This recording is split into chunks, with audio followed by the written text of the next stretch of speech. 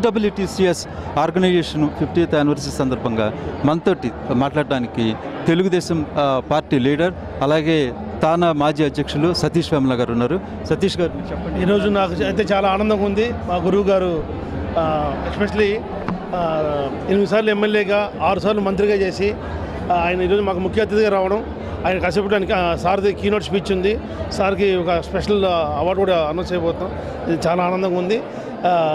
ముఖ్యంగా 40 సంవత్సరాలప్పుడు కోడెల గారు రావడం, ఈరోజు 50 సంవత్సరాల తర్వాత ఆంధ్రప్రదేశ్ 3వ స్పీకర్గా ఆయన రావడం మాకందరికీ గర్వకారణంగా ఉంది. దీనికి కృషి చేసిన అందరికీ కూడా ధన్యవాదాలు తెలుపుతున్నాను. అట్లాగే దాన్ని మీరు అన్నట్టుగా స్పీకర్ గారు అన్నట్టుగా సంస్థ సస్టైనబిలిటీకి ఏంటంటే డోనర్స్తో పాటు అట్లాగే మీలాంటి లీడర్స్ అవసరం ఎంతో ఉంది. అట్లాగే మీరు ఎంతమంది లీడర్స్ని తయారు చేశారు? ఎందుకంటే లీడర్ అంటే కనుక ఇప్పుడు లీడర్స్ని తయారు చేసేవాడు లీడర్ అంటే మీరు 100 మంది ఇక్కడ నుంచి లీడర్స్ని తయారు చేసి నేషనల్ లీడర్స్గా అయ్యారు వాళ్ళు. అట్లాగే మీకు ఎలా అనిపిస్తుంది? చాలా ఆనందంగా ఉంది. ఎందుకంటే అమెరికాలో కొన్ని వేల మైళ్ళ నుంచి కొన్ని 30 సంవత్సరాల క్రితం ఇక్కడికి వచ్చాము. తెలుగు భాష కోసం, తెలుగు జాతి కోసం ఇక్కడ తెలుగు స్కూల్స్ పెడుతున్నాం.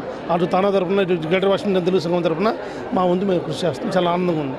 అట్లా చూసుకుంటే 50 years నడిచిన ఆర్గనైజేషన్ ఇది. ఇంకా ఇంకా రాబోయే రోజుల్లో ఎటువంటి కార్యక్రమం నిర్వహించబోతుంది అంటే మీరు ఎందుకంటే అంటే one of the backbone for this organisation. Sure. మరి 1977లో తానా పుట్టింది, అది కూడా 2027లో దాని 50th కూడా ఉంది.